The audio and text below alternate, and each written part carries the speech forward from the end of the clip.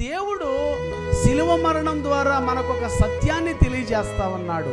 యోగ్యత లేని మానవుణ్ణి, ఏంటండి, పాపములో ఉన్న మానవుణ్ణి, శాపముతో ఉన్న మానవుణ్ణి ఇప్పుడు ఆ దేవుడు పరిశుద్ధ స్థలములోనికి ఆహ్వానము పలుకుతూ ఉన్నాడు. హల్లెలూయా.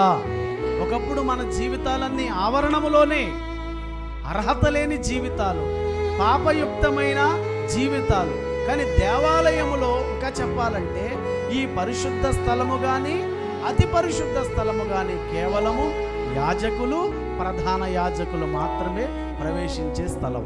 ఏంటండి, యాజకులు మరియు ప్రధాన యాజకులు మాత్రమే ప్రవేశించే స్థలములో ఎన్నిక లేని మనల్ని దేవుడు ఆహ్వానిస్తూ ఉన్నాడు. నేనేమంటానంటే, నేను ఎక్స్పీరియన్స్లో నా అనుభవంలో నేనేం చెప్తానంటే, పరిశుద్ధ స్థలం అన్నా అతి పరిశుద్ధ స్థలం అన్నా